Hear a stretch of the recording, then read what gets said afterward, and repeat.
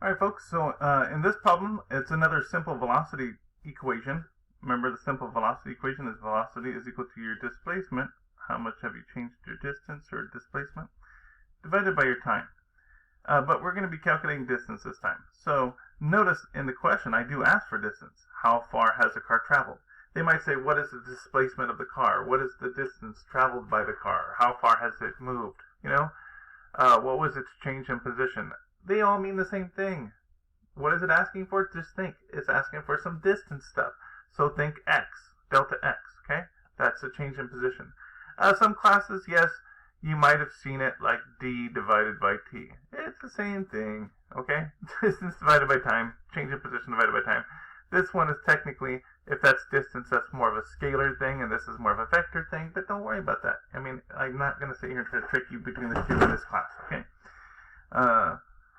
So, a car is moving at 22 meters per second for 20 seconds. Let's write, remember step one? We write down everything we're given. So definitely we're given these. We also try to look for anything that's hidden in there, like, oh, did it start at some other speed that they didn't write down or something like that.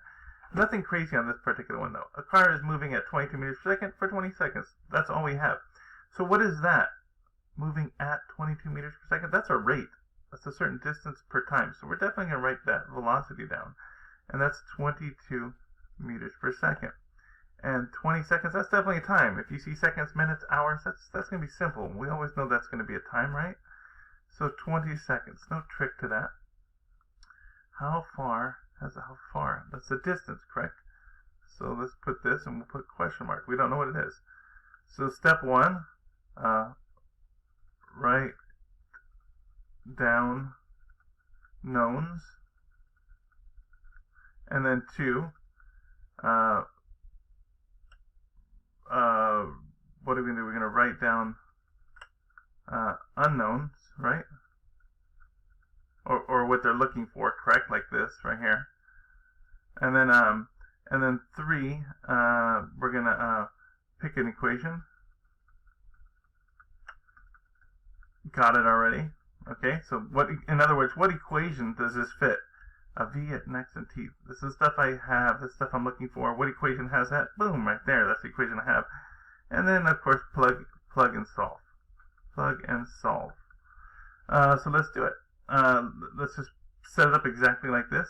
V is 22 meters per second, right there, is equal to a displacement.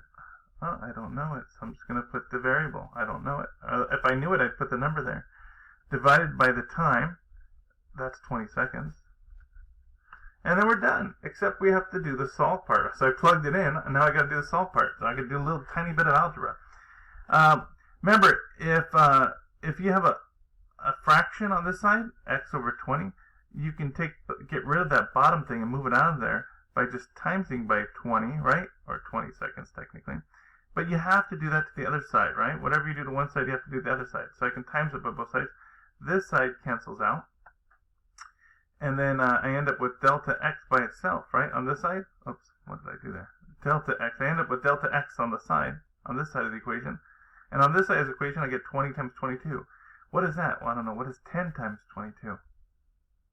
220? So double that. 440. Stick in the calculator if you don't believe me. 440. Now, notice that seconds are on top, and seconds are on the bottom here, right? So seconds actually cancel seconds, and you end up in meters. Really, just look at if you're looking for, the easiest way to do that, instead of, if this confuses you, this fraction things, all you gotta do is go, okay, distance. What was my distance? Find a distance anywhere in here.